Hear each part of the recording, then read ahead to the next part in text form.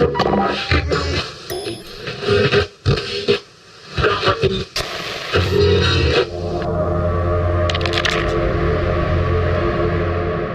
so it is to the printing press, to the recorder of man's deeds, the keeper of his conscience, the courier of his news, that we look for strength and assistance, confident that with your help, man will be what he was born to be, free and independent.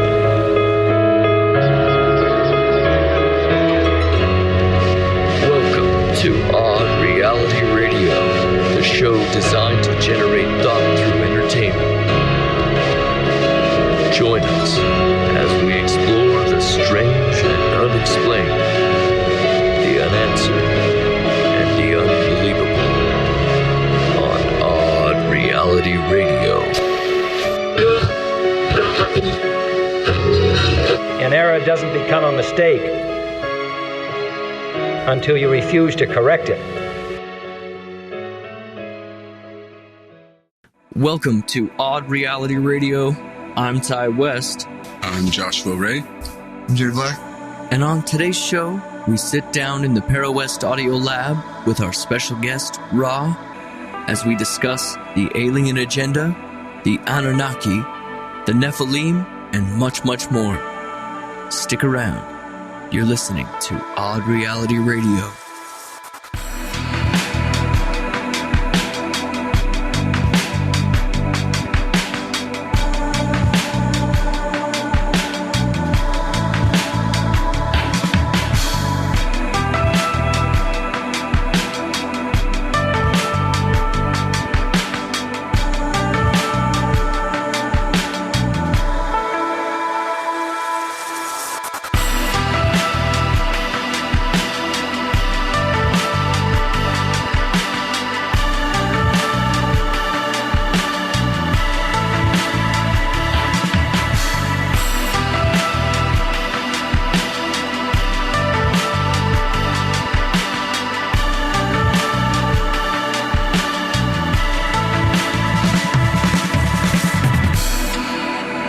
Thank you for taking time to sit down with us to discuss this, Ra. Now, what was it that got you interested in this topic to begin with? Years ago, after 9/11, I started realizing, the truth really isn't the truth, after seeing the collapse of the world towers. And so I went on kind of a quest, and for some reason I wanted to find out the actual truth of, and I'm a truth seeker like everybody else is. Everybody else wants to know the truth. And so I started investigating our history, ancient civilizations. And the more I dug, you learn so much. And it gets to be almost addicting that it does. You learn about things that go, well, wait a minute. It's like the pyramids. The Grand Pyramid has 2,400,000 stones. And they supposedly built it in 20 years with fine rope, copper tools, and logs. The Giza Plateau doesn't have very many logs, and maybe that's the reason. They cut them all down to roll these stones up. They're just disintegrated now. Yeah. And archaeologists say it took 20 years. Well, if they did it in 20 years, you divide 20 years, 300 by 365 by 24 hours by 60 minutes. It turns out to be that they placed one of these 4-ton stones every 2 minutes. Wow. Perfectly. That's perfectly precision. Yeah. Well, why do we have so many customer service lines nowadays then? It's like, if we're really evolving. yeah, and you just go, all right, either they lived a lot longer or they were a lot stronger, or there's some other force that or they had help, or there's some other force that was able to do it. Cinnamon and alchemy. An ancient technology that I feel we live on a planet with amnesia, and we don't even know our history. Everything's based on Adam and Eve in the Bible, and it's like, why is that? It's because why are we being taught and everything's being suppressed about our ancient our history, the history of man, and everything's clouded, and it's like even what is it? Cro-Magnon Man. When they show Cro-Magnon Man in history books and stuff like that, it's greatly distorted of truly how they are, because the Cro-Magnon Man was 7 foot tall. His brain cavity was larger than ours. And so archaeologists, they don't want to acknowledge that we're degressed or whatever. And so, they paint the picture a little bit different than actually what it truly was, Absolutely. Well, you mentioned that you see Earth essentially as a farm. Could you explain that a little bit as far as what you mean? Sure. Everybody talks about alien agenda. The alien agenda is to clone men or to genetically manipulate us, and in which we have been. I feel we've definitely been genetically manipulated. We are a GMO. Never looked at it that way, but yeah, for sure. But we're being farmed for our souls, and this is kind of hard to understand. But our souls have energy in them, okay, and that energy is small, subatomic particles. So it's what makes up electrons and protons and nucleus of atoms, and that's what our soul consists of. And humans have souls, okay, and not every creature in the cosmos does. I believe gray aliens, from what I heard, have no souls. But that's interesting. But this energy, because energy and God have actually the same definition, can move in and out of form, cannot be created, and cannot be destroyed.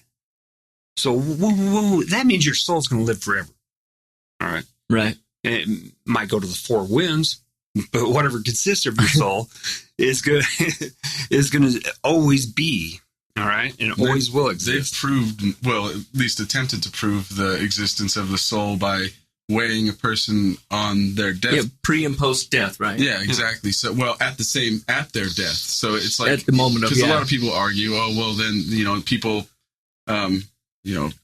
lose their bowels. They lose all that weight too. Well, no, it's all on that same table. Right. So the weight's still there, but there's a percentage that's I want to say it's like 20 grams or 3.5 grams or something like that. I can't remember the exact number, but it is based on an average of a multiple amounts of this test, and then the average was like 16 grams or something like that, I believe. When the person dies, they lose that amount of weight. Yeah. And so our body is a vessel for this energy. And and in ancient times, in the time of the pyramids and stuff like that, and I believe aliens know this, that they can harvest this energy. And just like your soul, where it's been conditioned to, and you've lived through your life and your soul's been conditioned, it's been together. That energy has been together and wants to stay together. Okay? And just like that, after you pass away and that energy's still staying together, now it can be brought with other energies and accumulated. And once they're accumulated, they become a deity. And then once you get enough of these souls together, and once they're together, they like to stay together. This energy likes to stay together. And it's because it's conditioned that way. But that particular, when they bring energies together, I refer to it as a Tetragrammaton, which is also is a definition of God. And so in one sense of way is thinking that we all are God. We all have that energy of God in us. And so if you want to know where heaven is a Tetragrammaton, which is God. And now aliens, being part of the alien agenda and us being a third-class civilization and not really knowing anything, we're being farmed for our souls. And so everything on this planet is used to condition our souls to make it more easily manipulated by the third dimension, even though we're in the fourth dimension or fifth dimension. I don't know what that energy would be. But this is the energy. A Tetragrammaton is the energy in which is in the Ark of the Covenant, or was in the Ark of the Covenant. Can I just ask real quick, like, as far as the conditioning for souls, is there like an example of how we're being conditioned? Like in which way? Yeah. We're being conditioned through good and bad and obedience. All right. All the religions of the world, it's all about obedience, obey. You hear a large voice tell you to do something, you do it, and authority figure. There's right and wrong and good and evil, and and where it's all so the end fruit, a person's whole soul should be easily swayed to do what they want, because you've been conditioned to be swayed your whole life in by an authority figure or by somebody that's above you in some sense. And so our planet here is greatly manipulated, and we always have been, and since the creation of man 350,000 years ago. No, it's not 6,000? It's usually what we run with on this show. Yeah, we try to keep up with the current trends. 6,000. Yeah, Adam and Eve. See, that's extremely fascinating. I was also curious with this. Is there a predetermined spot? So, say my soul or my soul energy, is that predetermined or preset to go somewhere specific, or is it something that the way I live my life that then determines where it goes? No, you're conditioned to follow the light. Go to the light. When you die, go to the light. Everybody says this, go to the light. Mm-hmm. Well, I can tell you right now, if you want to live again, do not go to the light. All right? So your soul's going to stay together. If you go to the light, you're going to be part of a Tetragrammaton. A Tetragrammaton is a glowing orb of energy. For our listeners out there, the best way for me to describe it is to go to the Dome of the Rock UFO, where in the Dome of the Rock, out of this spaceship, a glowing light orb comes down and hovers above the Dome of the Rock. And when I seen this, I was totally fascinated. Oh my God. Well, I knew exactly what he was doing, what this orb was doing. And what I feel the orb was doing was trying to fill the presence of the Ark of the Covenant, because the Ark of the Covenant used to be buried there, and it's no longer there. And it's like this orb was hovering above it, trying to fill the presence of the Ark, and all of a sudden it gets mad, and the whole area became illuminated. It wasn't like it flashed; the area became illuminated, and it shot back up to the ship. And it was kind of interesting. I've really tracked this on YouTube and tried to follow every UFO sighting recently after that, and it pretty well covered the whole planet. So the video that you're talking about, we could find it on YouTube? Oh, yes. Okay. You haven't seen it? No, I haven't. I'm fairly new to this. I've only been looking in for about 3 years now. The cool thing about that is there's multiple angles. So it's really? Like, it's not just one person recorded it. It's the same thing on different cameras all around the place. And it's like, okay, this is legit. It was, I believe, January 28th, or was it February 28th, 2011? Damn. And it was really cool. That sounds fascinating. I don't know why I haven't heard of it. I don't know. There's so many, I guess, that are really worth hearing about that you don't. I don't know. They just don't get repeated. Really easy to find. Just go to Israel UFO on YouTube. Absolutely, yeah. I'll definitely be checking that out as soon as we're done here. Yeah, it's and that glowing orb is a Tetragrammaton, and that came out of the ship. Now it's being controlled by the people or creatures or aliens, the aliens inside of the ship. Right. And so it descended down, and what's really fascinating about that particular UFO is on the same day, it was right here in Utah in Highland Alpine. And there's a correlation there. Most of the world's going, whoa, it's on the other side of the planet. And the same day, in Highland Alpine, Utah. And so I followed this UFO, and it went all over the planet. And I believe it was searching for the Ark of the Covenant. Really? That's fascinating. Well, why do you think that it was looking for the Ark of the Covenant? Because the Ark of the Covenant would have a Tetragrammaton in it. All right. So a bunch of people's souls? Yes, accumulation of souls. Because as I explained, once you bring them together, it becomes a deity in itself. Because it's own entity? Yeah, because it's... So they're like happy to be there. It's not like they want to escape. They're content with their situation. Yeah, and just like your soul, it's been conditioned to stay together. That energy's been conditioned to stay together. So a Tetragrammaton is kind of like our bodies, but in a, we're happy with these. It holds our souls. It's a vessel that contains our energy, but it's just a different version for multiple souls. Yeah, and so a Tetragrammaton would be thousands or maybe even millions of souls that have been brought together, and that's the reason it's such an immense energy. And you're saying these are made out of subatomic particles? Yes. On a physical level? Yeah, on the physical level. This is not like metaphorically or anything like that? Ancient philosophers used to call it the ether. Ethereal? Yeah. Ethos? Or ether. Because I just think nobody really knows what happens when you die. Yeah. Nobody Some really people do. Nobody if you really believe knows. Sorry. Well, I'm going to live again. If you believe in life and death, but the people that have experienced near-death experiences, it seems to be the same thing over and over and over and over. And well, there's some that experience like a torture. Maybe they were just bad people.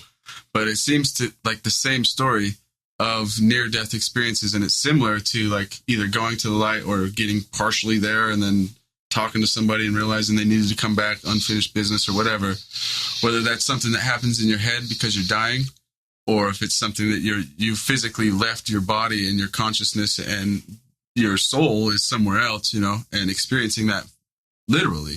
I mean, there's no way to prove it for me. But I believe that it's more likely your soul and consciousness has actually left the body and is experiencing something else. In my personal opinion, anyhow. The one thing that I'm interested with this whole explanation is why would one collection of souls want another? Is it to gain an intense amount of power or more power? Maybe it's symbiotic. Well, it's heaven.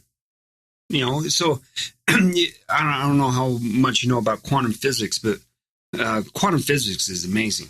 Right. And in fact, if you believe in quantum physics and everything, we could be in a Tetragrammaton right now. But it's possible. There's it's a total possibility that a whole universe can reside within a Tetragrammaton because it's quantum physics. It's quantum physics is hard for me to get my head around. Me too. Because like in a super collider, okay, and this is a known fact for quantum physicists. They got these great big huge super colliders, and say they're shooting these particles through these super colliders, and say they put up a grate, okay, the straight up and down line grate on the collider, and put a receptor behind it. Okay, if they observe it, the receptor will give straight up and down lines on the receptor. Okay, if they turn it on by accident and nobody observes it, it will fill the whole screen. And that's like, whoa, okay, so if nobody watches it, it fills the whole screen. So the grate's not really there. So it reacts. Because it only becomes real when you recognize the conscious human being realizes it into existence for that particle. And so we're living in a cosmos full of conscience, all right? And a collective conscience or whatever you want. And it gets into deep stuff that I still don't have my head totally wrapped around because it's kind of an awareness thing. Yeah. That's the way I feel. And I've been trying to, and so when I was doing my search for ancient civilizations and trying to figure out the truth, I also searched for ancient religions and tried to find out, okay, well, these pyramid builders, because I personally, I believe the pyramids were built at least 12,000 years ago versus what archaeologists archaeologists They say like 3,000 to 6,000 years ago. And where actually it's, to like me, BC. it's very easy to date by the precession of the equinox. The Sphinx, all right, is the date thing. It's easy to date it because you can take the precession of the equinox back to Leo, which would be 12,000 years ago, the age of Leo. And the precession of the equinox, I don't know if everybody's aware of this, is if you were to get up in the morning and on the first day of spring and look at the sunrise, and before it rises, you look at the star constellation that it rise into. Okay? And over one of our lifetimes, 72 years, you would notice it change 1 degree out of the 360 degrees. Okay. All right. With there being 12 signs divided by into 360, it's basically 30 degrees of sign. Times that by 72, and that gives you an age. And so we're just currently leaving the age of Pisces, and some people believe we're now in the age of Aquarius. And that's all dealing with the precession of the equinox, the wobble of Earth, which is 25,860 years, 790 years. So isn't each sign that we're in, is it like, it's roughly like 2,150 years or something like that? Yes, it is. And the death of Christ was kind of like, from what I gathered, like the beginning or the end of one of those signs. So like 0 would be the beginning of Pisces. And so now we're at 20, we're coming up on Aquarius, at least is what we're saying. I believe we are. That's what science says. Yeah. But so then you basically 2150 is kind of where I feel that's when we move into Aquarius. Now that might just be based on 0 and saying 2150 years is the time frame for the age of a sign or whatever. I'm not sure how to word that, but I believe we're moving into Aquarius, and I think that moving into Aquarius is shifting our consciousness and shifting things in more of the direction like kind of like what you're going with, I think. I don't know. I might just be screwing shit up. Well, I was talking about yeah, but I was trying to explain how I believe the pyramids were built 12,000 years ago. If not 12,000, then add another 25,000 to that, make it 37,000 years ago. Well, didn't they find evidence of like sea life within the walls of some of the pyramids too? And how does that get there without the sea level being, the water being high? Which would explain the longer time. The Nile used to be right by the 3 grand pyramids. Right. And so that sea life would be from the raise and the lowering of the Nile. Right. Which also helped the pyramids generate their electricity. Why do you think the pyramids were built initially?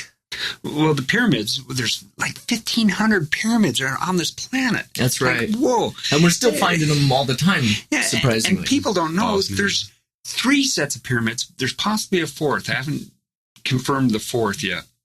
But there's 3 different sets of pyramids on 3 different continents. All right. There's the Grand Pyramids of Giza. Then there's the pyramids just north of Mexico City. And then there's a set of pyramids in China. And I believe that's spelled Xain, China. Yeah. And there's a set of pyramids there that if you were to bring them together on Google Earth, they all have the same reference to north. They're spaced the same distance apart, with one of the pyramids set off at an angle of 19.2 degrees, which is, whoa, wait a minute.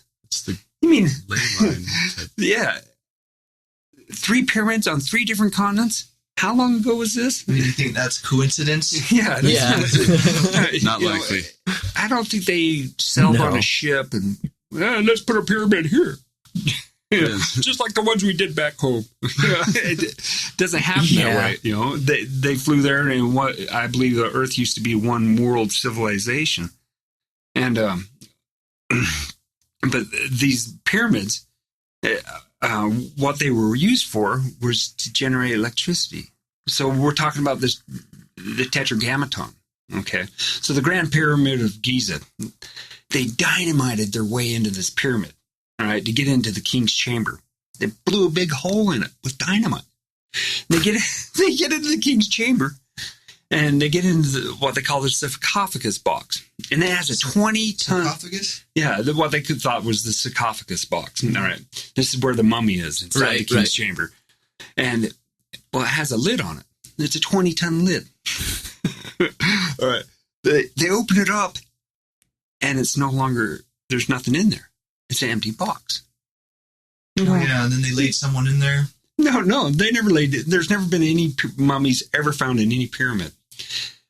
But that sarcophagus box happens to be the size of the dimension of an Ark of the Covenant. It's the same size as the Ark of the Covenant. So you would put an ark in there, and people don't know that King Tutankhamun's burial chamber, if you could ever pull that up on the internet, all right, King Tutankhamun's burial chamber, when they first went in there and they took pictures of it, there's an ark the same size as the Ark of the Covenant.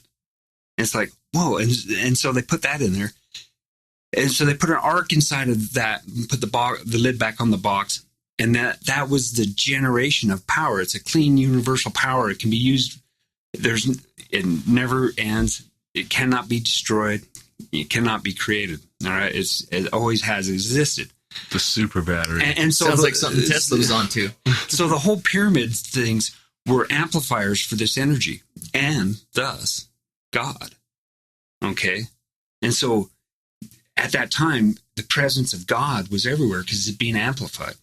And so the obelisk were the returns, just like on so you have an exit and a return, and the obelisk would be a return on that energy back to the source. Yeah. All right. And it was also increased by the raising and the lowering of the Nile. There's also a mechanism for that also, because all the pyramids around the whole world have all been made out of the same type of material, limestone. That's right. And limestone, when you pour water over it, will generate electricity. Well, I mean, in Mexico, they would use the pyramids for human sacrifices. How do you explain that? Well, how I explain that is those pyramids, like I was saying. So it's easy to date the pyramids in Giza, 12,000 years, bada bing. Well, so you would assume the ones that were just north of Mexico City being laid out identically to the ones in Giza were built at the same time. And that was also another way to lay it out. I thought they were built in formation to Orion's belt. Yeah, Orion's belt 12,000 years ago. Okay. That's how because they have to twist the time all the way back. You twist the time back. It's 12,000 years ago. So you're saying they were both built concurrently during the same time? Yes. All around the world? If not then, 37,000 or another. And human beings didn't build them? Don't know about that. Because I believe humans could have built them, but it was a different world then with a totally different lost technology. So let me we're using the Tetragrammaton, and putting it in a arc, which acts as a capacitor, right? Yes. Basically to store the energy. And then we're in turn putting that into a sarcophagus box, whatever, inside the king's chamber. And we're using it for power. So now somebody's using this for power. Somebody knows how to do this. So who's building the boxes? Who's controlling how to get the souls in there? Who knows who's doing it? Basically, back in those times, you know what I mean? Well, see, so you go back to the story of Moses, okay, and this is where the Tetragrammaton, the word Tetragrammaton, came from. All right, it's somewhere back then. Moses was raised as a pharaoh. Okay, he's an orphan and he is raised as a pharaoh, and so he is taught the ways of the Tetragrammaton, of that energy. He was taught sacred knowledge. That sacred knowledge. All right, even though he is an apprentice. All right, he wasn't a full Jedi; he was a Padawan. Right, and. It's nice to bridge things sometimes. Yeah, awesome. We're getting a little off track, but so Moses by the use of quantum physics. This is quantum physics to the billionth degree. You know, when you take all this energy, which is a singularity, which makes up the parts of atoms and stuff, and you bring it all together, now you got the billionth degree of quantum physics. He was able to take his staff, throw it on the ground, and it turns into a snake. I mean, really? So, really, with the Tetragrammaton, you can manifest anything. So you think that literally happened? Yes. I believe most of the parts of the Old Testament are kind of a history, even though it's greatly stuff was left out, stuff was added in. Slightly skewed the here. The general story is kind of a myth, and all myths have some truth. That's true. I agree with that. Yeah. And so you know, so they wandered the desert for 40 years. Moses did. All right, he left Egypt.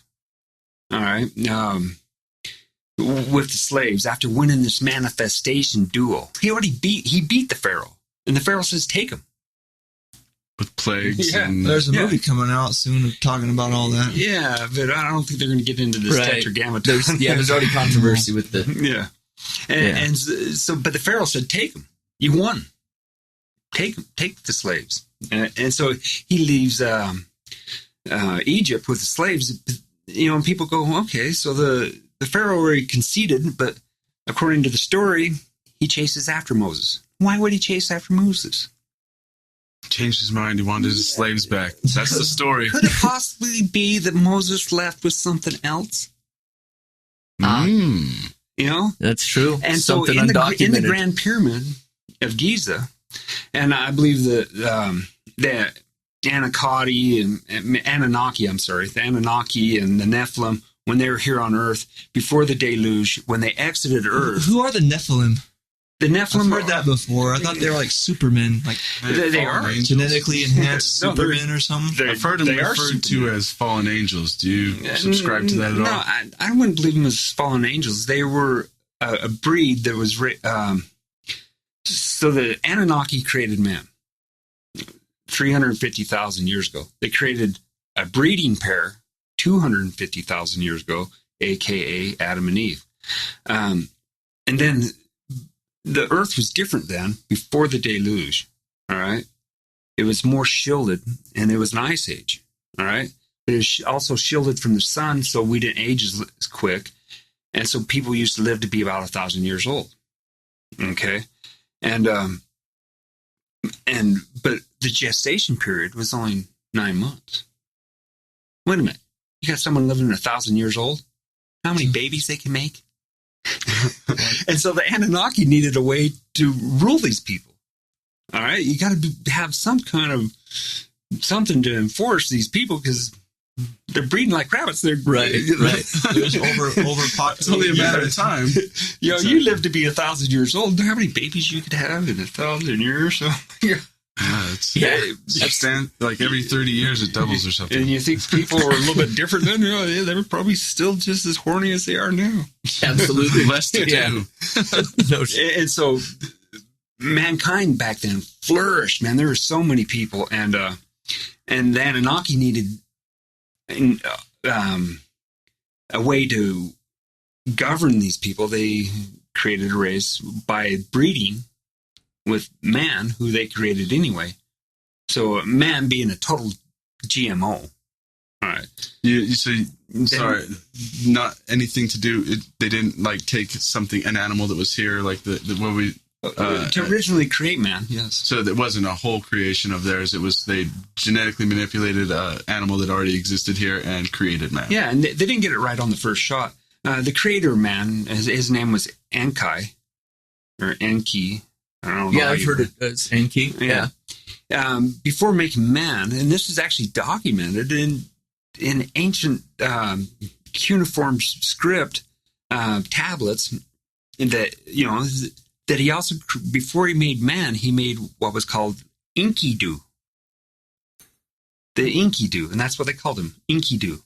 Enkidu, I guess, maybe. I like Enkidu. Enkidu. And the Enkidu was like a man, but he was 9-10 feet tall and hairy. Interesting. AKA Sasquatch. Yeah. Bigfoot. And that was the mistake? No, for some reason that Enkidu wasn't working out for him, and so they eventually made man, and this is 350,000 years ago, but man was only it was straight up test tube babies, okay, and the Anunnaki women or females would have to carry a man in their womb and then give birth to him, and this was their slave race. And eventually the Anunnaki females kind of revolted and said, hey, enough of this. So they made a breeding pair. Okay. And then after the breeding pair, that's where the Anunnaki came in. They liked the females of men anyway. And so they started mating with that. And that's where the Nephilim came from, is from breeding with men. So they're essentially a hybrid. So they were man and the Anunnaki. Yeah. So, man's already a hybrid. They're additional breeding with the GMO woman. Yeah. Man. Yeah. And which created the Nephilim. And the Nephilim would average at 18 foot tall. That was the average. All right. So was Goliath a Nephilim then? He would be a descendant of them. Yes. David and Goliath, the sling. That's and all interesting. Yeah, I mean, you can't discount it. It's in the Bible. Of course. But meanwhile, I was telling you about Moses. And so Moses, he took something out of Egypt, out of Cairo, out of the Grand Pyramid. I don't know if he took it or it went with him. Either way, that's what the Pharaoh was trying to go get. And the reason we know this is because if you look at the Bible, Moses parted the Red Sea. Oh yeah, well, okay. The Tetragrammaton definitely isn't back there. It had to be with him, right? And the thing is, Tetragrammatons can do anything. All right. And one thing I believe is they don't like water. Why is that? I don't know.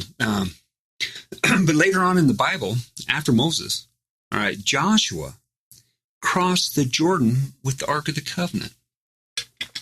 So he walked across dry ground. The waters of the Jordan were held back. Wait a minute. The river just quit flowing? And they walked across on dry ground. And after he crosses the Jordan, the Bible refers back to it was done the same way as parting the Red Sea. Okay. It's interesting. And you're going, okay, so the ark, Moses didn't have the ark then. It wasn't until Moses, 40 years later, reached Mount Sinai. And at Mount Sinai, he was visited by an entity, a.k.a. God. This entity... Yeah, I've seen the movie with Charlton Heston. Yeah. And the glowing bush. Well, the glowing bush is... the tablets at the golden cow and shit. Yeah.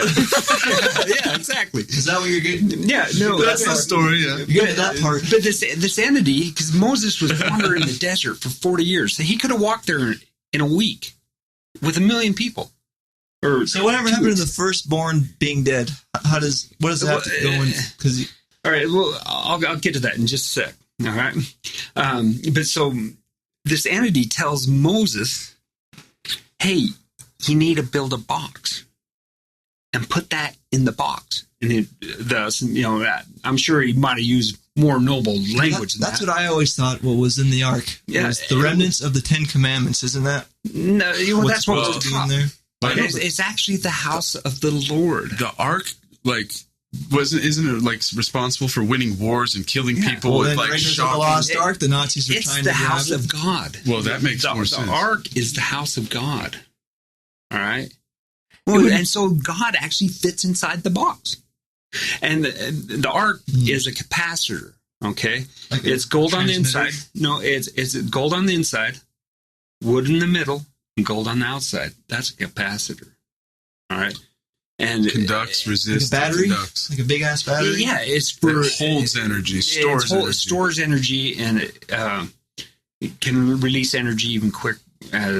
Who made the ark, do you think? Well, Moses did. Moses, he got under the direct Orders of instructions. Okay. from the top of the hill, Okay. from God or whatever you want to place in there, a higher Bible power, study ET. over there. Yeah, It doesn't have but to it's be kinda, God. Yeah, That's because true. you're thinking that, and this is where most people get confused, because most people think God's this gray-haired, bearded guy. Yeah. Who are I've you? seven him on The Simpsons. At least his feet. Yeah, like, right. He's some bearded guy. Yeah. Doesn't even make sense. But if you consider God as this energy in which we all have inside of us, and us all being part of God, and every living creature, maybe even through the whole cosmos, and us, having this energy in abundance throughout the cosmos, that would be God. And so, so Moses, through some kind of ritual, puts the Tetragrammaton, which he had been following for 40 years because it has gravitational forces. He's not controlling it. It controls itself. It's just supposedly taking him to the promised land. As soon as he gets it in the box, now we can carry it. And they go to the promised land. It makes sense. Yeah. With the pyramids, before I forget, there was something interesting that I heard by another gentleman that's doing a lot on the Egypt stuff, and he mentioned how basically the adhesive for all the stones in the pyramid, all of that was essentially made from material that can only be found on Mars. Do you know anything about that? And it's just most of it's made out of limestone. There's some granite in there. No, from what I understand, the quarries for the pyramids were 120 miles away, across the Nile and over a mountain was the quarries. And you're going, wait a minute. Okay, if you were taking 2,400,000 4-ton stones, 120 miles, with logs and vine rope and copper tools, you'd be able to see the trail from space. Oh no, the latest theory is that they have sleds and they're pouring water in front of these sleds to make And it sand sled. too, right? And I was like, that's great, if you're going downhill the whole time. But I'm pretty sure there's some dunes, across this desert. You got to go up every once in a while. But the path in between there. Plus, it's the desert. How much water do you have to pour out in front of these? on Mars? No, in Egypt. Oh, And sorry. the pathway for this trail would have been covered with gravestones. Yeah. If it was done by what everybody wants you to believe as how they're built. Actually, I think the pyramids were built in 2 months. that's phenomenal back then, because we can't even build a structure in that. But you got to think, how many times have we been here and wiped out? Like, our civilization grows to its like a certain height, and then all of a sudden we start over, and then we grow into a certain Noah's height. Ark and tetrahydrochloride or whatever the heck you were talking about, Tetragrammaton. Tetragrammaton. Okay, so the Tetragrammaton, all right, this energy is so incredible, okay? So when a.k.a. God was visiting Moses, all right, God stuck his finger out and carved tablets out of the stone, and then he engraved the tablets with his finger of the 10 Commandments. With his finger. Well, this is the same way they did the pyramid. It's that same technology. That simple. It's understanding what I call spiritual technology. And spiritual technology has always been around, always will be. Right. Okay. But the spiritual technology is the true technology is greatly different than what people right now think spiritually. Oh yeah, I read the Bible every day. Right. Would you say that shaman, I guess, would be more on the right path to spirituality? Yes. A truer form of it? Yeah, and before I was trying to lead up to this point, but we keep on talking. I get sidetracked. But I was telling you how I studied ancient civilizations, but also religions. And so I went looking for the oldest esoteric religion that I felt was the most undamaged religion that would be out there. And, the one that has the least amount of influence, especially from modern influence. Yeah, modern influence. And of course you go to Hindu and all the Asian religions, Buddhism and stuff like that, and they're still kind of somewhat on the right track. But Huna, the esoteric religion of Hawaii, I feel is the most unpolluted religion in the world. Interesting. I've never even heard of it. So you've heard of Kahuna, right? Right. The big Kahuna. Well, in Hawaiian, in their esoteric language, Kahuna means one who practices Huna. The big Kahuna. That means I practice Huna. And Huna, if you ever get a chance to learn about it, whoa, it's deep. Oh, I mean, it's quantum physics. The whole thing is quantum physics. Interesting. And it believes everything is energy. This microphone's energy, the wall's energy. Like the Force? Everything's energy. The only thing that makes the difference is consciousness. Back to quantum physics, the super kind of reminds me of the Force. And so consciousness is the only thing that, it's the Force. This energy is the Force. Mm-hmm. With everything being energy, it's only consciousness that makes it real, and it's a collective conscience. We're the ones that essentially make it, not to dumb things down, but we are the ones that believe in this meal on Peter Pan's table in Hook. You know what I mean? And then once that belief that manifests, manifestation. That's great. Exactly. Mm-hmm. And so back to our original topic. I think I covered the religions and stuff, but I'd suggest everybody look into Huna. I definitely will. Yeah. It's interesting. So has it been perverted by our modern? Well, it was illegal until 1978. Now, why would that be? Because we live in a Christian society.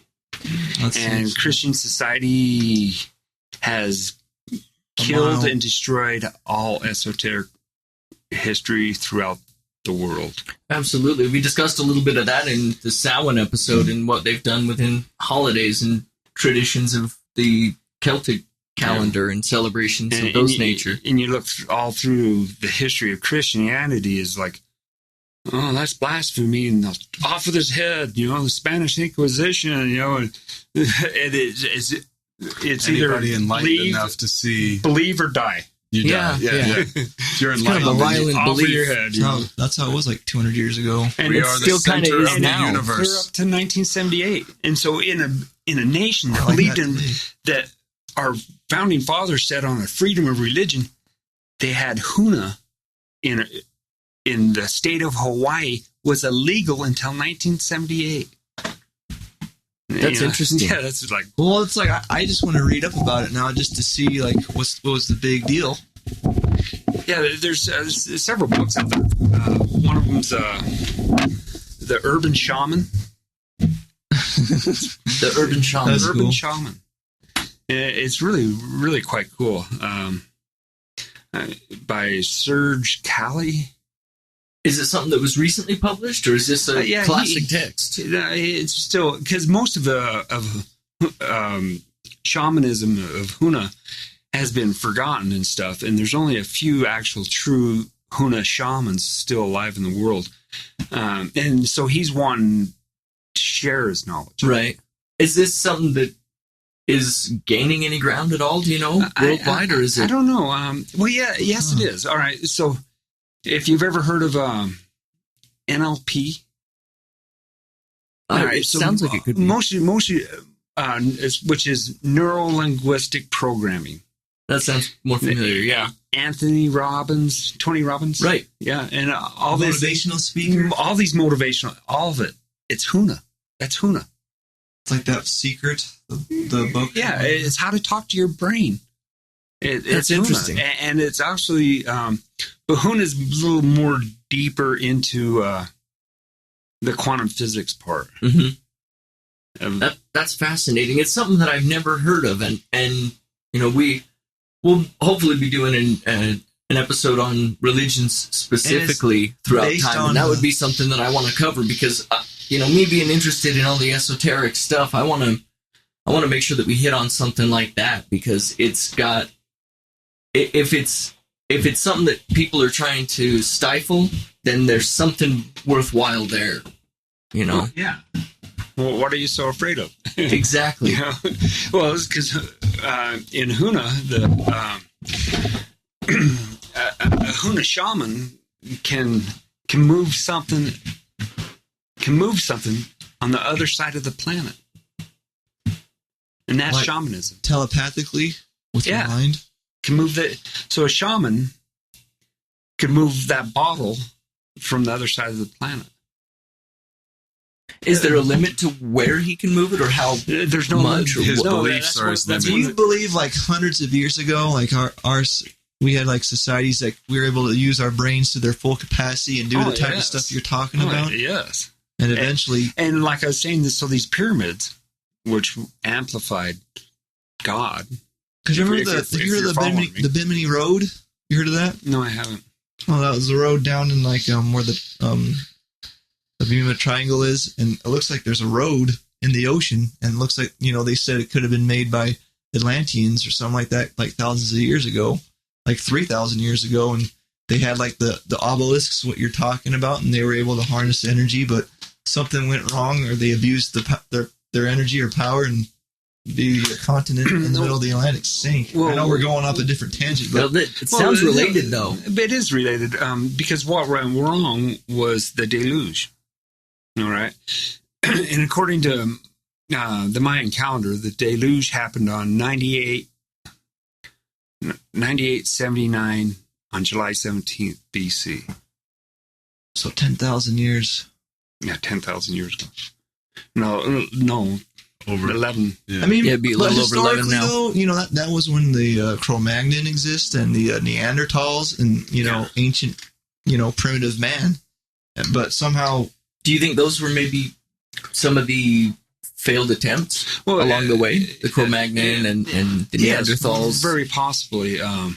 Or is that just why we have a missing link? Because those things existed, and then the last one that, you know, got just jumped ahead by genetic manipulation. And so then you're like, well, how did we jump so far ahead when we have this trend of evolution? And then all of a sudden, boom, we're up to here. Cro-Magnon skull, and they look a lot different, man. They're not the same. And one of them died out, obviously. So it's possibly that they might have used the Cro-Magnon to make man. You know, because we're a GMO. Because you got... So that could be the animal. You know, for our listeners, what does GMO stand for? Genetically modified organism. Okay, because I heard that, you know, in food, you know, like, we got GMOs in our food, you know. But just for our listeners, because I'm dumb, I don't know a bunch of acronyms. Sometimes. Oh no, it's good. It's good to clarify. Dude. Absolutely, Definitely not dumb. But and so Cro-Magnon are us. That's modern man. All right, but the thing is when the deluge happened. All right, now okay, when you say deluge, I'm thinking like the Great Purge, wiped out, the flood. We all got wiped out. So, which is in almost every ancient civilization, which was a purge. That's what believes that happened. And some say it was intentional. Some say they knew it was going to happen. They just didn't save man. And so the Anunnaki and the Nephilim booked out of here. They left. They got out before it happened. And in fact, there's an ancient cuneiform script in which talks about, you know, they didn't realize it was going to destroy Earth as bad as it did. And there's even a cuneiform script that said Marduk, one of these ancient Anunnaki gods, made it even worse. And so they all wanted to kill Marduk. And but even scientists today believe what happened is it was 12,000 years ago, and what happened, what scientists believe is that a comet exploded in the atmosphere of Earth and broke into 5 pieces, and with 4 pieces hit in North America, 1 piece hit in Finland, and who knows how many hit in the seas or oceans. And they say the Boston Harbor is one of these impacts. So that harbor on the Boston Harbor is an impact of this comet. Cape Cod? Yeah, Cape Cod. So you're saying like where the hook is the remnants of an impact. Kind of like the Yucatan Peninsula? Yeah, of the 12,000 years ago. Dinosaurs. And so, you can even look at, I believe it was 31 mammals of North America went extinct due to this event. So your woolly mammoth, your saber-toothed tiger, your short-nosed bear, they all went extinct over all this one event, and actually destroyed Earth. And Earth went into a galactic winter, but it brought an end to the Ice Age. And that's kind of weird. Okay, we went into a galactic winter, but the end of the Ice Age. Well, the reason they ended the Ice Age is because when this comet exploded in the Earth's atmosphere, it destroyed our ozone layer and our stratosphere. And so now it's only 1/7 as thick as it used to be. So our ozone layer and our stratosphere used to be 7 times thicker. Our Earth is much more shielded. All right. So we lived longer because what ages us is solar radiation. So the only way to get out of that is if you want to live underground, and over generations, man would begin to live an older age if you're protected from the sun. Before this event. Before this event, because Earth was more shielded and we were in an ice age. And the only reason, like I said, it wasn't like a colder Earth. You think of Ice Age, it was actually a much more pleasant Earth. You didn't have tornadoes. You didn't have hurricanes. It was a pleasant Earth, and the weather patterns were much more stable, and everything lived to be longer. Everything was bigger.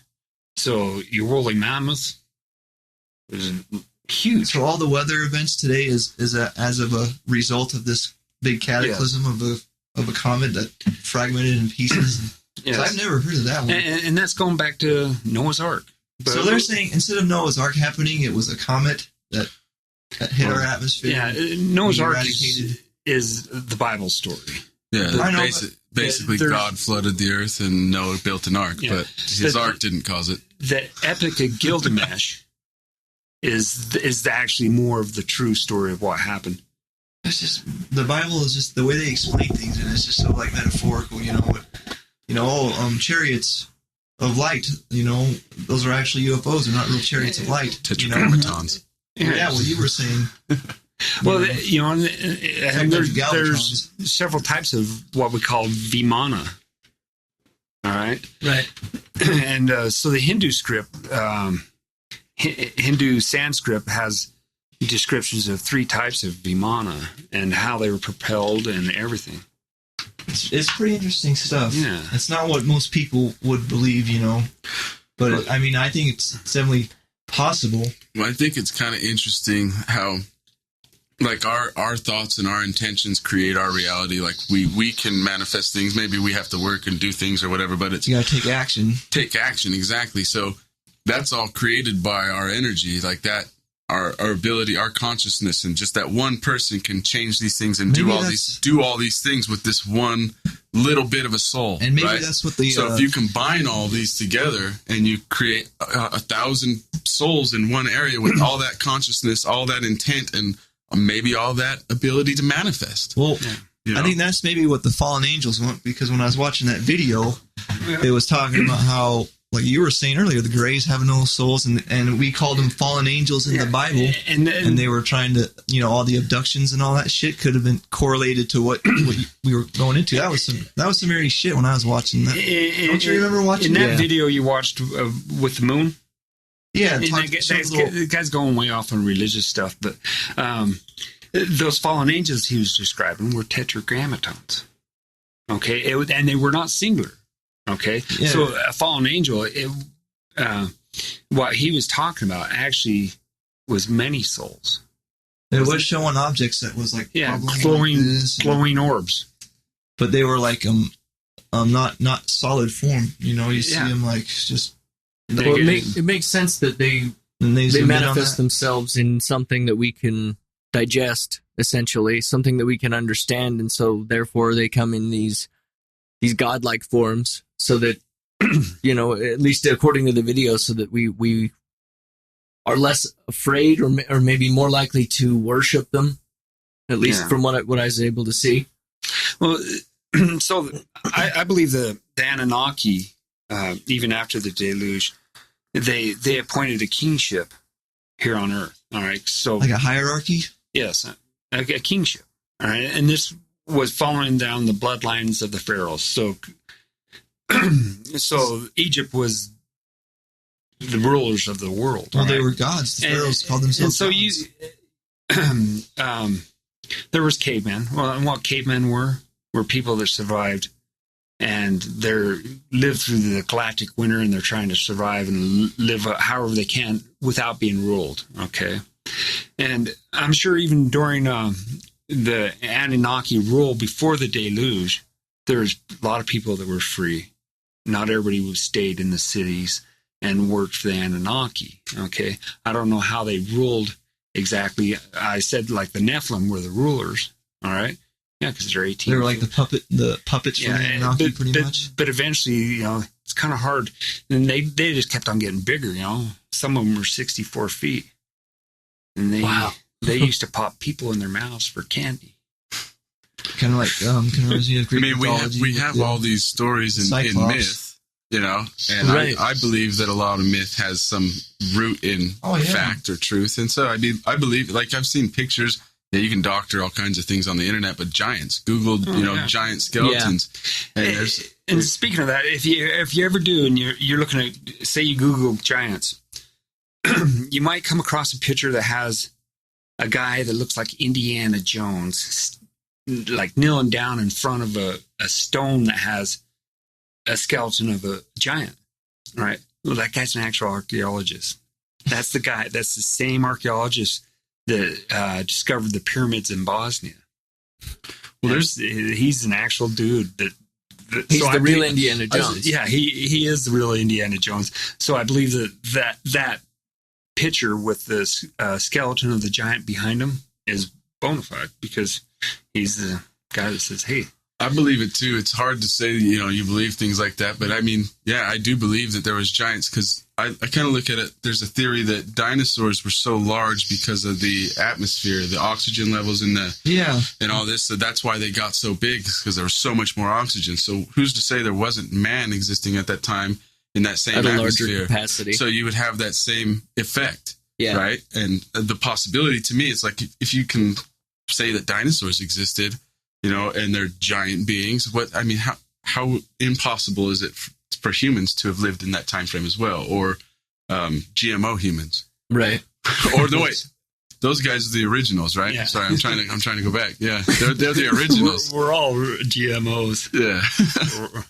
So humans are really aliens. Definitely not. And you can look at humans. If you're we're definitely not natural, because you can take off your clothes, go outside and live about 5 hours without in this weather. We're not natural to this planet. Things on this planet have hair, and so we're definitely not natural to this planet. It's obvious. Eskimos wearing fur. Yeah, it's like if we were built for this planet, we wouldn't be wearing bears on our backs. Yeah. So we're obviously a genetic, GMO. So, a lot of people, when it comes to this subject, people don't like to talk about it because it takes them out of their comfort zone. And right.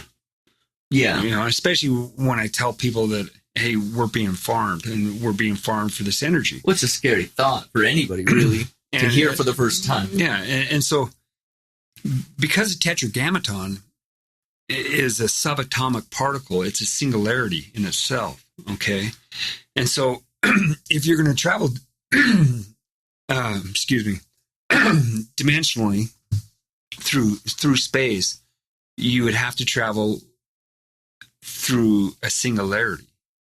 And this is the reason why aliens are known as star gods, stargates, sun gods. It's because that's how they come here. They come through our sun.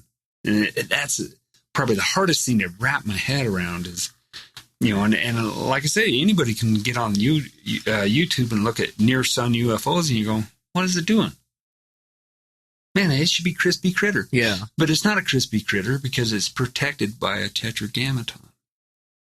That's interesting. All right. And so this is also how alien ships or UFOs can be USOs. Right. You hear about them going with no submerged resistance. all With the no time. resistance. Absolutely. And they maintain speed above ground as much as they It's could because underwater. their ship's not even leaking.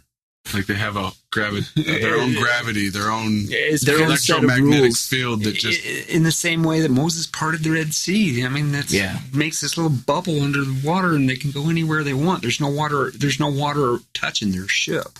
I still have this question. Sorry. And so, like when a near sun UFO goes to the sun, there's no heat touching their ship. It's not hot in So there. it's protected by these By a Tetragrammaton, which, like I was saying, is quantum physics to the billionth degree. You can manifest anything. All right? and they have knowledge of this technology.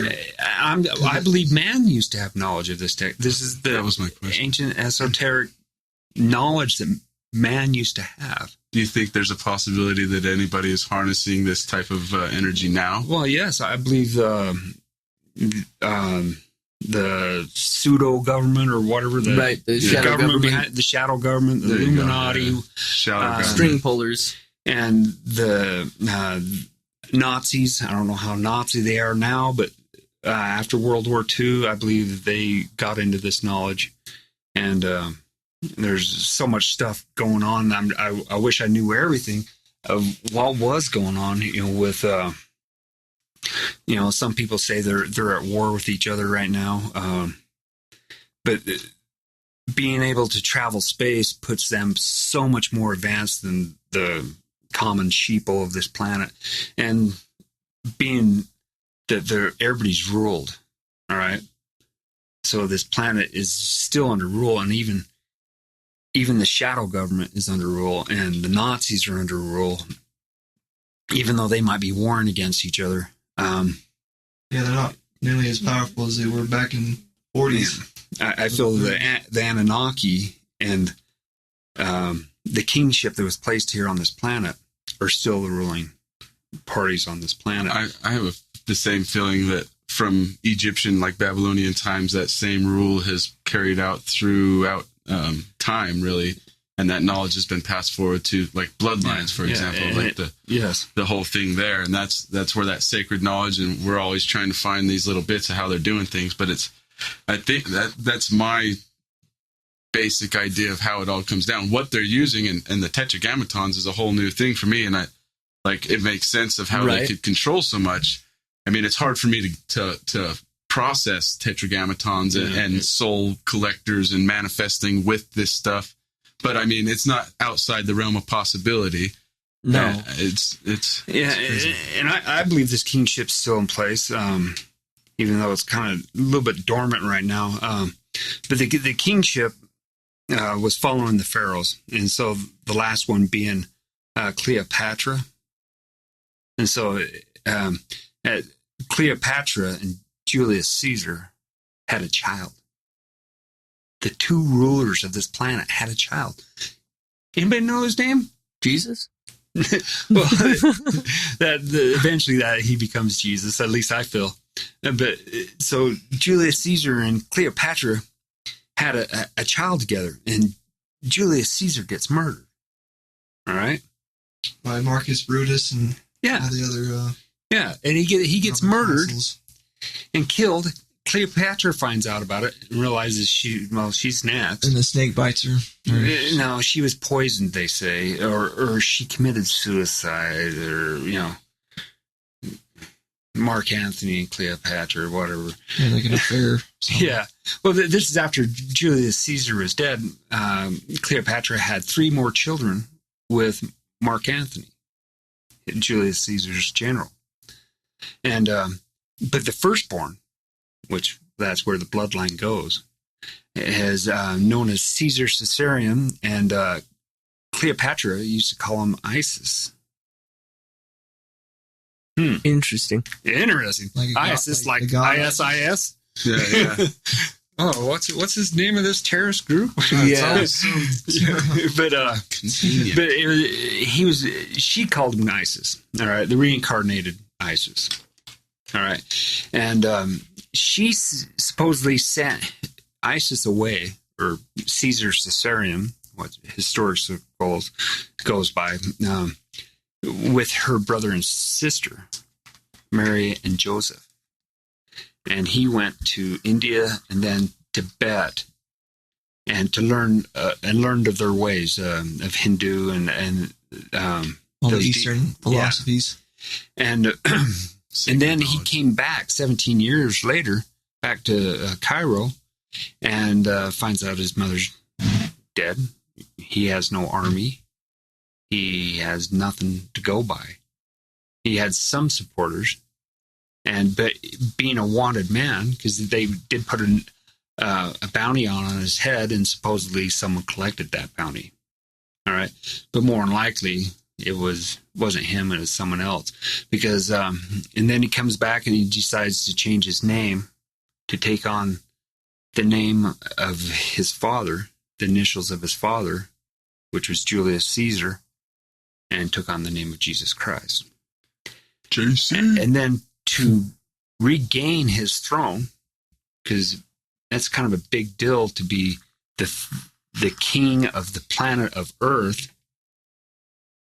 You know, you lost your throne, you got to get it back. Yeah. And the person that assassinated Julius Caesar, the next ruler of Rome, he wanted to be known as the first citizen. Now, that's kind of weird. Why did he want to be known as the first citizen? I can't think of a reason, to be honest. I wish I Maybe could. because he thought they were free of the rule of the Anunnaki. But, when they killed Jesus? Yeah, when they thought they had killed Jesus. So he was supposed to be the last of the bloodline of the Anunnaki. Yeah. And wow. And supposedly, so Jesus, to get back his throne, knew he couldn't do it through force. He had no army. And so he decided to do it through religion. All right. So he did this whole die on the cross, resurrection thing, and being trained in Hindu and those meditating and knowing how to control his breathing, and Mary and Joseph also knowing how to bring him back to life. He did the crucifixion and was brought back to life. And then he went to Italy to propagate his religion. And thus, 1,000 years later, a descendant of Jesus was appointed by the Pope to be the first king of England. So it took 1,000 years, but got that king back in charge of planet Earth.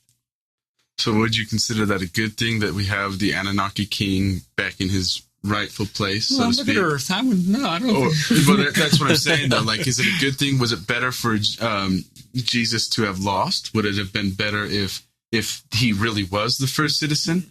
So do we become free from the Anunnaki rulers? Or is it better to believe in the teachings of Christ and to follow with this Anunnaki leadership, so to speak? Yeah, well, with the deluge, I don't know. Maybe they could have wiped us out again if they wanted to. But I feel now that they see the value of their crop. All right. But being the Anunnaki live much, much longer lives than us. Supposedly, the Anunnaki reside on a planet called Nibiru, which rotates around a dwarf star that's a binary star to our planet. And that binary star is on a 3,600-year elliptical of Earth. Supposedly, they hibernate. Like bears? Like bears, but their hibernation is much longer. Right, probably 3,200 years. Yeah.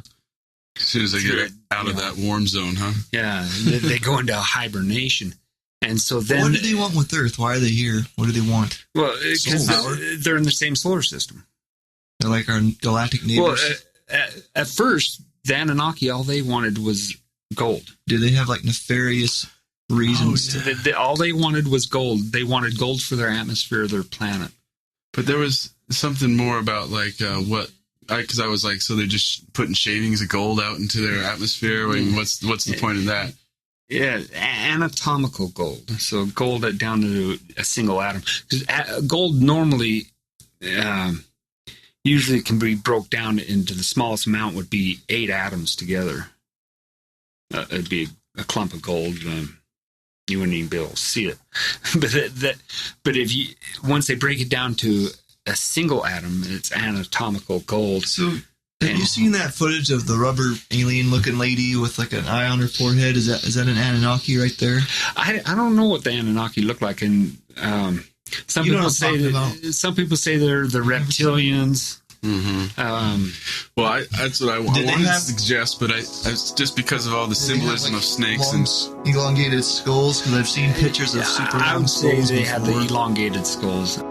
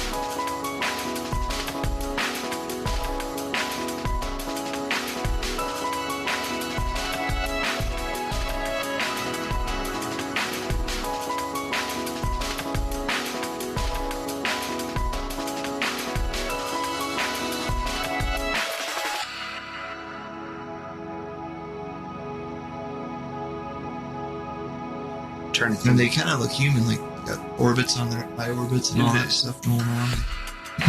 Big heads. I'm trying to think of this one alien that they've, the Anaconda man. I can't remember. It's in South America, in one of the great deserts of South America, which is actually a very high altitude. It's probably like Peru, isn't it? Yeah, it's by Argentina. One of the driest places on Earth, even though it's I know you're talking about high. All right, and in altitude, it's real high. They found a little 6-inch alien. I'm trying to think of what they called him. The Anaconda. Was that Stephen Greer? Was he the one? Yeah, Stephen Greer, who brought that out, kind of exposed that. That might be what an Anunnaki looks like. It's possible, like from Men in Black. No, that they possibly might have little teeny babies, or that alien in the transformation dimensionally died at somewhere in the transformation of size or something like that. And it's when you're dealing with all this stuff, size doesn't matter. All right, so size can change on a lot of things. So a spaceship can be actually rather small at times, and can become much larger when you're dealing with dimensions. It's a lot of stuff that it's all a matter of perception. It's beyond me. I don't think we understand it yet as a civilization. Well, as far as the pyramids went, there was some talk and still some speculation that there may be pyramids on the moon or even other structures on the moon. There should, going by historical writings, the Sumerian cuneiform script tablets, which are thousands and thousands of years old. All right, yeah. These clay tablets and there's literally hundreds of thousands of them. There's an immense quantity of these historical writings, and and that's where we get the story of the Anunnaki coming here. In which, why would you go to all that effort to write something down if it wasn't true? But these tablets speak of bases on the moon and speak of bases on Mars. In fact, Marduk, one of the Anunnaki gods, that was his planet. And it is just another base of taking gold from Earth, and it'd go to the moon. Then from the moon, it'd go to Mars. And then from Mars, it'd go to Nibiru. Interesting. And like that one video I shared with you guys, it shows gold, right? Tons of gold on the moon right next to the ship. and it's possible. It's just a staging area. Yeah. Another thing that I thought was interesting within that video, and I'll post both the videos that we've mentioned in this episode, but one of the things that I found really interesting was the footage of the astronauts on the moon actually going through a facility. There was a full-on office building that they were going through on the moon. And they mentioned within this video that it was originally ran by Nazis, and then we had taken over. Base on there. No, it was saying that the Nazis had been there already. That was an Anunnaki base from the pre-deluge, because it got destroyed there also. Okay. So the Anunnaki got very destroyed also during the deluge, because it was I believe it was probably a solar system wide event. It might have been caused from a supernova, or who knows, but the Anunnaki knew about it, and they might have caused it.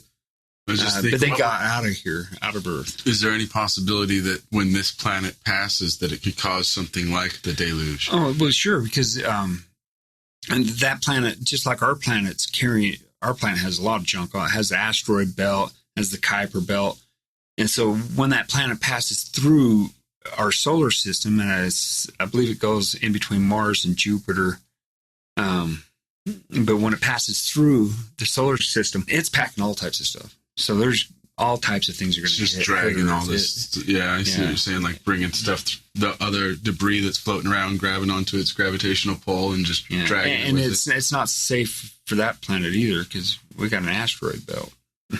Yeah. And but they have. So is it a star that it's traveling with, though? Yeah, I believe there's a star. It's our binary star, right? Yeah. It's so that would also kind of clear the way, wouldn't it? Yeah, and there's bases down in the Antarctic that have radio telescopes and stuff that are, I guess, looking for this or have found it. In Antarctica? There's been multiple. Yeah, I've heard about that.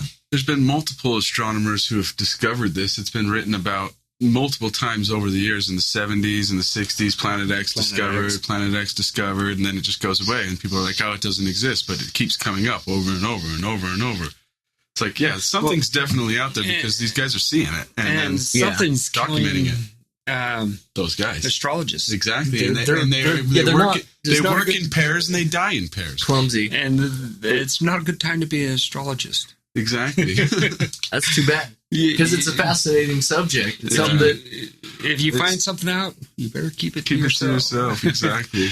It's unfortunate. Just put it on Facebook under a pseudonym. Yeah.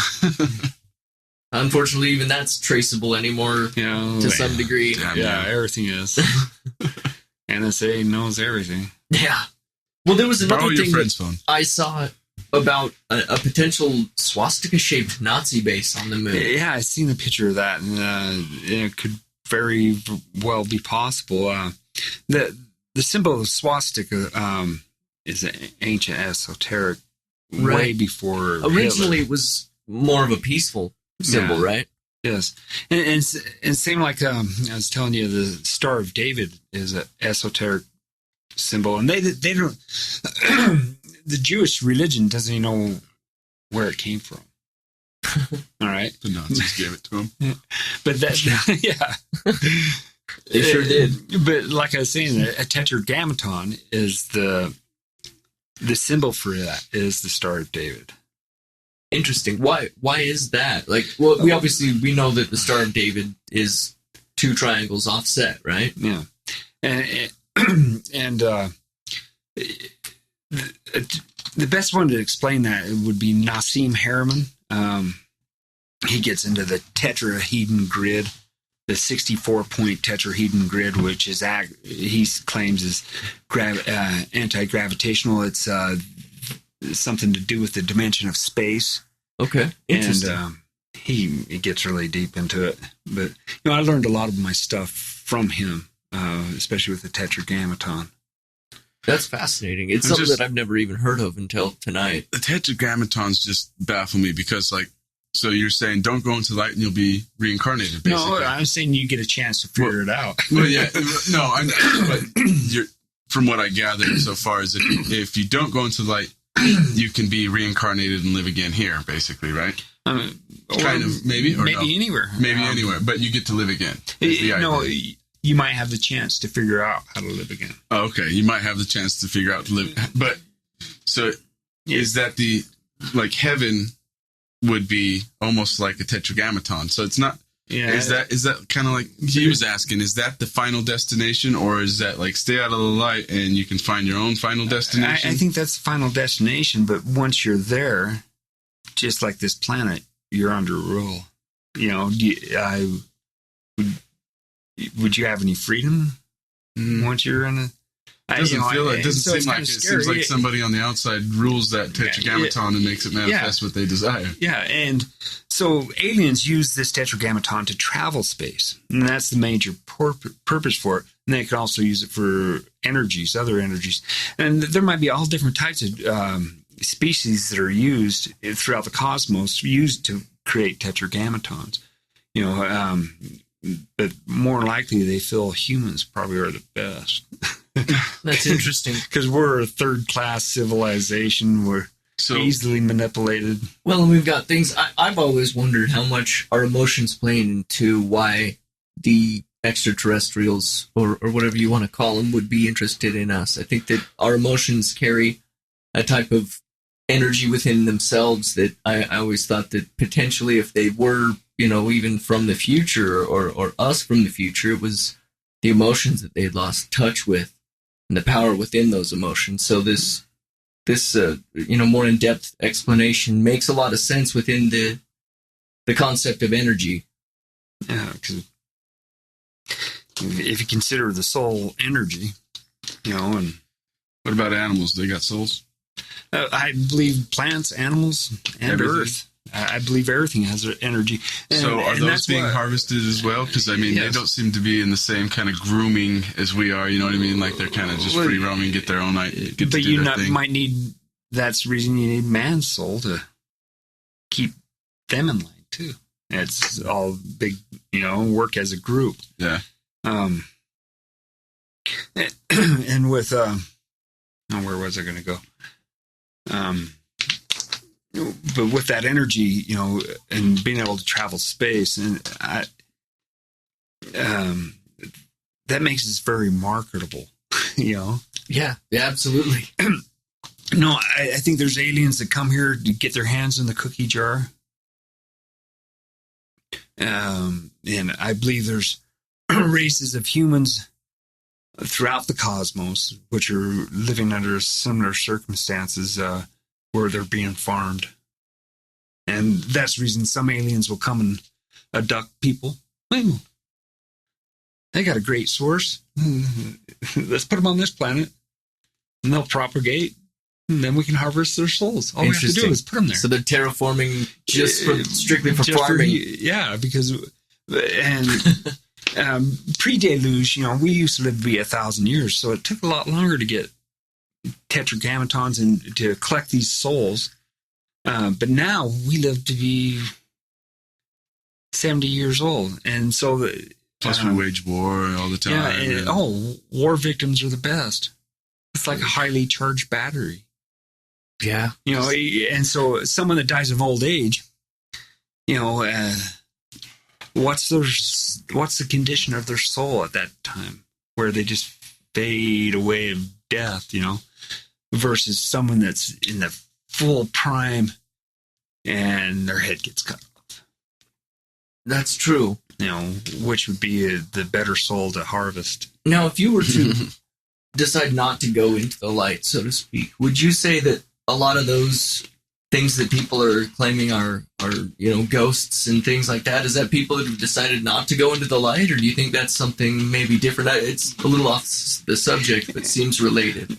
Yeah, I believe none of these souls go anywhere at first. All right.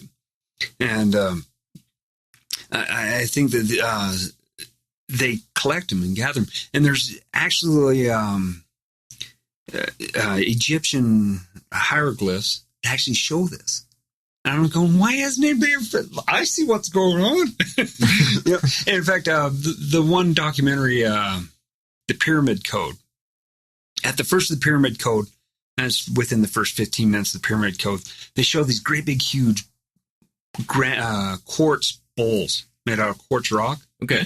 It's huge. It's 10 feet big. It has this big old 8-foot circle bowl inside of it. It's been carved out, very meticulously round. Interesting. Bowl. Okay. And even in the Pyramid Code, they're going, well, we found these in the oldest parts of Egypt and we don't know what they're for. And I'm going, I can tell you what they're for. That's where they create tetragrammatons. Okay. They use a quartz bowl. Okay. And then in their hieroglyphs, they show them using tuning forks that have wires going in between them.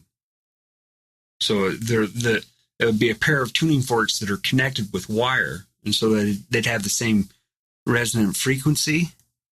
And then that's all it is a picture. So I don't know what else takes place, where they got 10,000 people around chanting. I don't know. Yeah. I don't know exactly what they do, but more than likely they continue to twang these tuning forks.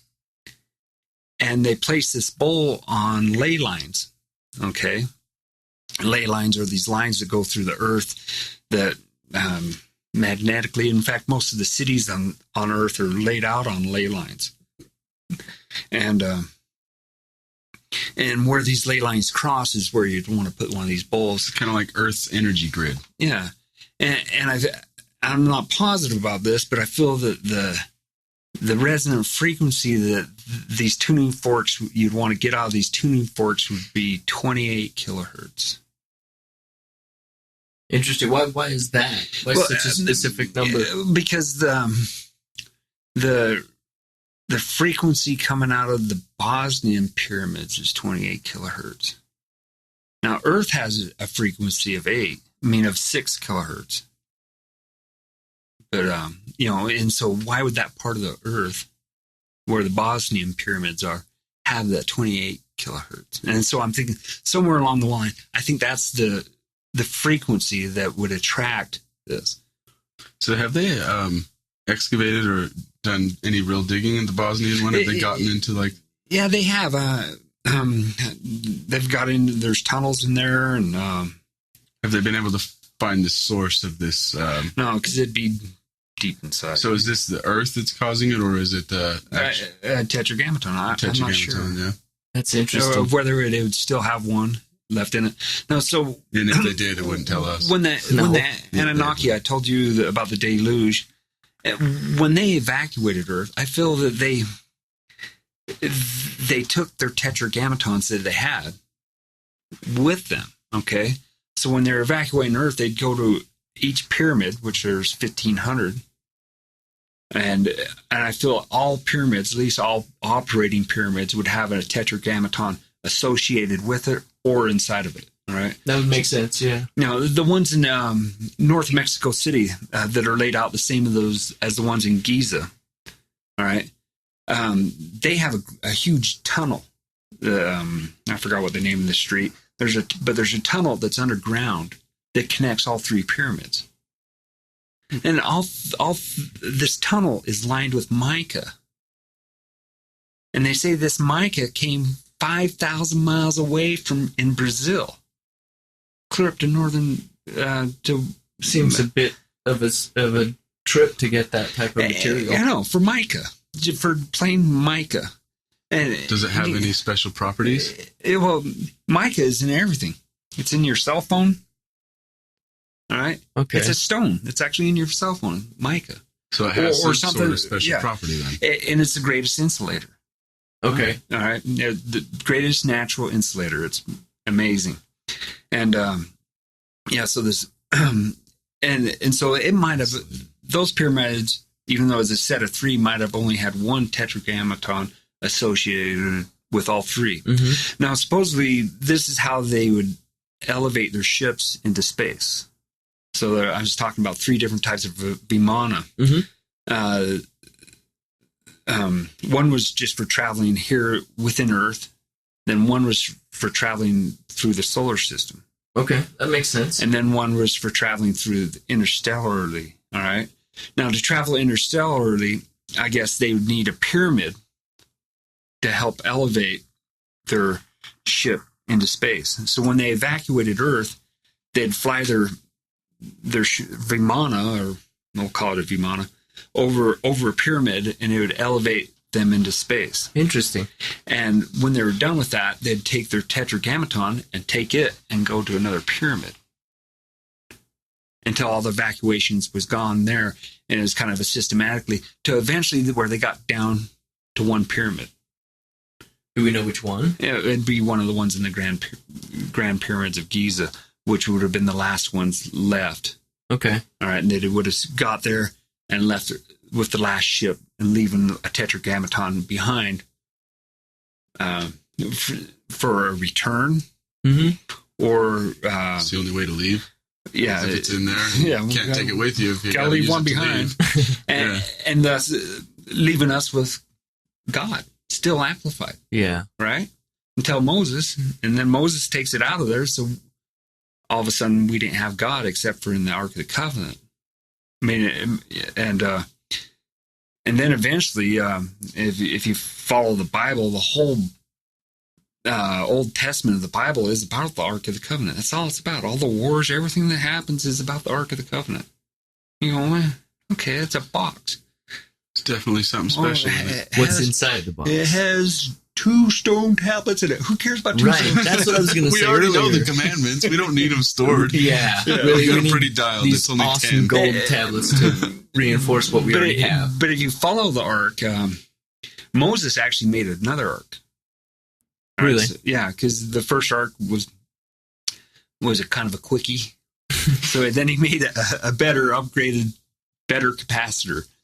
And then later on in the Bible, Joshua made another ark called the Tabernacle of the Lord. And if you ever see any picture of the Tabernacle of the Lord anywhere on the internet or anywhere, it's a tent. Okay, I don't think that's God's house. No? A tent? No, it's what's inside the tent, which is another ark. Right. Jesus was pretty humble. And so this is actually where the 2 stone tablets and the Tetragrammaton became separated. And so the Tabernacle of the Lord wound up with the Tetragrammaton, and the 2 stone tablets, Ark of the Covenant, wound up in Ethiopia. And that's where it is. And then eventually, I believe it was Joshua. Well, either way, it got buried under the Temple Mount because they're afraid of it was going to get taken or something. Because anybody that has it and knows how to deal with it can manifest anything. Yeah, like you said with the Moses and the snakes. You can manifest the firstborn. I was going to get back on that subject. Remember when you asked about the firstborn? Moses manifested the firstborn dead. Oh, okay. Okay. And you questioned me about that. The firstborn wasn't the firstborn child. It was the bloodline. Manifested the first manifested elite child? Of the elite of that time. So only the bloodlines of the firstborn child, of the rich, the controlling people. It wasn't like everybody was dying, their firstborn child. No, it was just the elite. Their firstborn died. And the elite, the upper crust of Cairo died. So it killed the bloodline. Yeah, it killed their bloodline. Yeah. The elite bloodline. Except for the Pharaoh. Of the time, yeah, exactly. So the upper class of Egyptian society. And that's when they say the firstborn, they're saying the privileged. They all died. The wealthy. And so he manifested that. That's, so when I'm talking manifest. Powerful tool, man. Yeah, you can manifest anything. I really see it as a possibility. I mean, it's hard to wrap your mind around it. But I still go back to how we can do all such great things with our own intent and our own, Would you use that kind of power to help people or to benefit yourself? Oh, you help. You should, but you could use it for both. Good for evil. Imagine. Good or evil. That's what I'm saying. Well, that'd be individual. And so first off, you got to know how to manifest with it. Or harness it. That's true. So if you continue to track the the Ark of the Covenant. They got buried under the Temple Mount. All right. And then the Knights Templar during the Crusades go there, and they take over the Temple Mount for 80 years. It's just buried there. It's in a room. Okay. Where is it? They might have found it the first It's in day. the Middle East somewhere? The Temple Mount, it's in... 'Cause that's where the Crusades were, you know. It's in Israel. Okay. And Jerusalem. Okay, and so the Crusades, they go there, and the Knights Templar took possession of Israel for like 80 years. All right, and they had the Temple Mount for 80 years. And they were looking for the Ark of the Covenant. They might have found it the first day, first week, first year. Who knows? But it's not like you can just take it. All right? It's that much energy. It's like if you were to even touch it, bam, you're dead. All right? You know, and if you follow the Bible... or your face is going to melt like in Raiders of the Lost Ark. Yeah, exactly. Your skin turns to boils. Have you seen that where their face melts? And you know, and that's really because that's according to the Bible, and that's the Ark of the Covenant can kill you. You know, in the one portion, they're carrying the Ark of the Covenant on a wagon, and it started to slide off the wagon, and one guy named Urza pushed up against it to keep it from falling off. Boom, dead. Dust. Like vaporized? That's interesting. Poof. Yeah, dead. It kind of reminds me of if you've ever seen I think it's just the cartoon Heavy Metal from the 80s. And so the Knights Templar, they might have found it, but it took them 80 years to learn how to deal with it. All right. And then they got their Ark of the Covenant, and they took it back to Europe. All right. The Knights Templars ruled Europe. Kings would bow to them for 300 years. But eventually there was a Scottish by the name of Sinclair who was afraid the Brits were going to get it. All right. So he stuck it on a ship and sold it to North America. Okay. And the location of the Ark in North America? Yeah. Okay. The most likely location of the Ark of the Covenant would be the money pit on Oak Island in Nova Scotia. Oh, yeah. I saw some show about that. About the money pit. I mean, it's filled up with water. There's a big hole it's full of water. 200 They're feet trying to deep. pump the water out. So it's 200 you feet think deep. you think the Ark's in Oak Island? Yeah. Is that where you personally think it is? Yeah. I was about to ask you that question. Because you know, at first they're thinking, oh, pirates buried a treasure here. Well, okay, pirates don't dig 200 feet. Yeah, and they don't do it with such engineering precision either. And there'd be an X somewhere near it. Exactly. and do side bore holes out to the ocean. Yeah, It's that's a feat. Floating. Yeah. You know, so the only thing that could have did that hole in that type of technology at that time would have been the Ark of the Covenant itself, because you can manifest anything. I don't think a human being should have that type of power. Well, apparently they didn't either, and so they buried it. And that's probably for the best. I mean, I'm sorry. Like I think human beings. And so that's the whole reason. Yeah. That's the whole reason it got buried under the Temple Mount, because they don't want people to have that power. What if the Dalai Lama had it? Would you be all right with that? Because you could be like you could be in charge and think you're the pharaoh, and all of a sudden some guy like Moses comes along and says, "I could operate that thing better than you." Well, I could think about the Stay Puft Marshmallow Man, and you just pop up in front of me right now. You know? Exactly. And they did that in Ghostbusters, so that's why I brought that up. You've seen Ghostbusters? Yeah, and and that's the thing, and that's the reason it's buried. All right, is to keep people from being able to use it. Man, and like I'm saying, you can manifest anything. It reminds me of the Triforce and Zelda.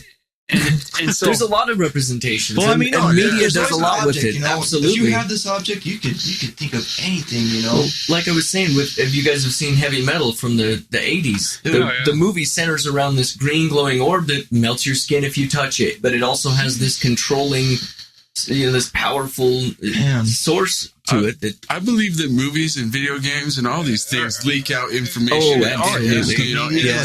And I think it's also to discredit those people who believe in these crazy ideas, because then they're like, oh, you just watched The Matrix one too many times, or you just watched this one too many times. But it's true. It's like, no, I don't believe the whole Matrix, but this part right here is definitely on point right there, Absolutely. And really, we live in a Matrix. Oh, I agree. 100%. I'd probably manifest like armies and just conquer the world or something like that. And that's what I'm saying. I'm glad you do not have the Ark. Yeah, let's keep him away from Oak Island. Seriously, you can't go there, bro. Like I was saying, all that power, man. There's nothing really At least you're stopping honest. anybody from creating one.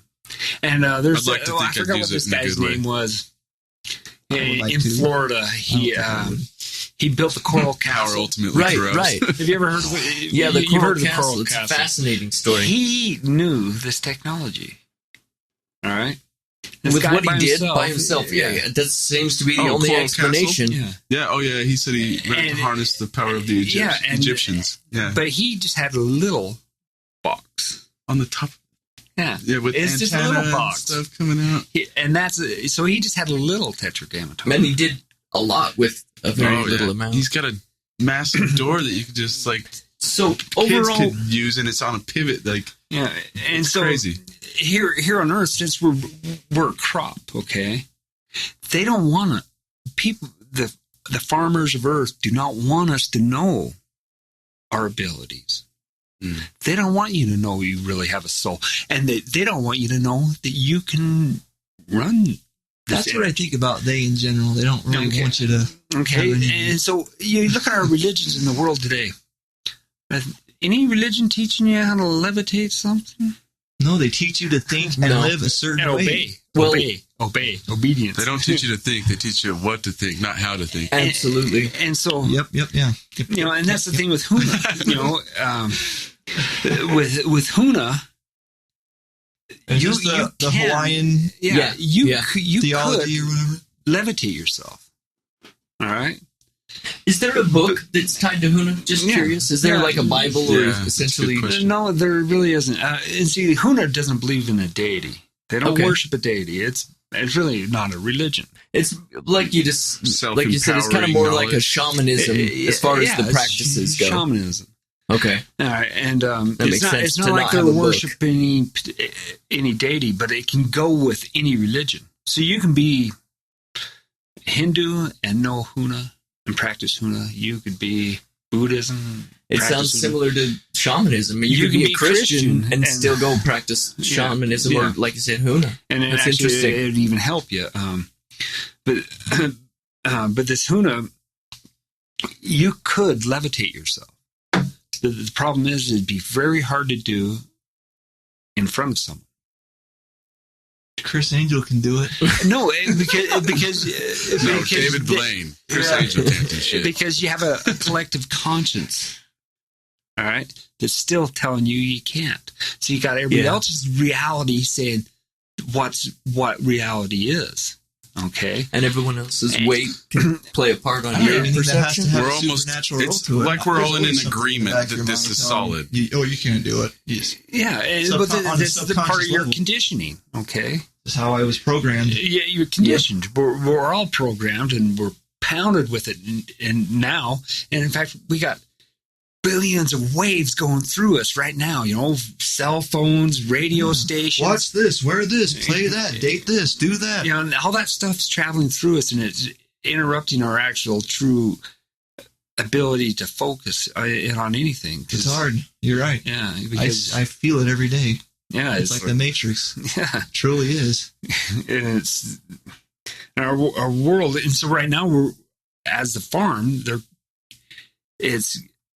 They try to keep us so busy. All right, it's the slavery type situation, and so controlled but bombarded with media. Oh my gosh, we're bombarded with entertainment. Yeah. Have you seen that movie with Roddy Piper in it? He puts glasses on. Oh yeah. And everything changes. Like obey, read this, or whatever. Like be enslaved, and it's kind of like that. Yeah, it's like what happens when you wake up. See, once you start to realize that, I don't know what you mean by that. Once you start to realize the greater awakening. Yeah. Yes, yeah. Sorry, go ahead. But once you start to realize that that's the way it really is, then you start to see everything a little more clearly. And you start to realize, well, how can I change it? Yeah. How can I get above it? Be the change you want to see, dude. That's how you change it. There are ways to change it. Moses did. What did you say? Oh. We need to build an ark, dude. We need to start collecting souls, man. That's what it's all about. First off, you have to have a capacitor. I think no kidding. We need to get gold. So let's go to the Lost Roads mine. Let's dig up all that damn gold. Let's get ourselves a capacitor. Throughout history believed in that, and they were trying to get that power themselves. Well, like I'm saying, so the Germans and the shadow government or whatever, I think they have it. I think maybe even our United States government might have it. There's a reason they gave up the space shuttle. Mm-hmm. Because it's so far outdated. It's been outdated since we. You know what the hell's going on with NASA these days, man? Do we not send anything up into space anymore? Is it all privatized now? It's all nothing that the sheep. And the whole thing with the space shuttle was for the sheep anyway. Yeah. Here, we're sending stuff up. But what a waste of and that was just a front. That's just a front. Look what happened to the Challenger and all these disasters. What their true ability is. Just trying to show the slow progression. Like, look how we're getting there, but we're just not quite there yet. We're just barely dabbling in space. But in reality, we're way out there, like beyond the next star. Well, and another thing that makes me question all that is we have the worst pictures of the surface of the moon, but we can see hundreds of millions of years out there. And we can see like these high quality images of someone else's moon better than we can see our own fucking moon. Fuck you, Hubble operators. I wish they'd just start focusing in on Iapetus. What is that? That's a moon of Saturn. Okay. How do you pronounce it again? Iapetus. Saturn has like the most moons in our solar system. What's so special about that one? Kind of like an ebook, a little thing written on the internet called "A Moon with a View." Okay, way cool. It's so cool. It's a very interesting read to read it. It's not like anything real major, but it's you can read it in a half an hour or something like that. But Iapetus, which is one of the moons of Saturn, appears to be artificial. Entirely? Entirely. Interesting. Well, there are some speculations that our moon is hollow or artificial as well. Well, our moon is from a collision, and you got to go back to the Sumerian cuneiform script, and it's like kind of cool, and it's talking about 3.5 billion years ago. And I'm going, wait a minute. They got the writing. They even know what 3.5 billion years ago. Oh, this is how many thousand years ago they wrote this? Yeah. Going, okay, they got this from somewhere else. But apparently, Tiamat, which used to be Earth, in the position of Earth, crashed into one of the satellites around this binary star. And at that time, what resulted was our moon and Earth. Okay. And the whole asteroid belt is the result of the leftovers. So it's like there's like almost equal spacing. So like you can double the space from Mercury to the sun to Venus, and you have like this gap of planetary gravitational forces pushing each other away and keeping this perfect balance of planets and the way we see our solar system. And then so you go from Mercury, Venus, Earth, Mars, and that's where this other planet should have been, right? Yeah. And it's just basically a destroyed planet. Yeah. So are we saying that Nibiru could have come through in this elliptical orbit, crashed that planet? From what I understand, it was on its original pass through that it was a rogue planet. All right, and the dwarf star, and it got caught up in our sun's gravitational pull, and that's the reason it's on such an elliptical 3,600 elliptical orbit. So it's on the same orbit as the comets. Okay. All right, so a comet comes around every 5 or even 10,000 years.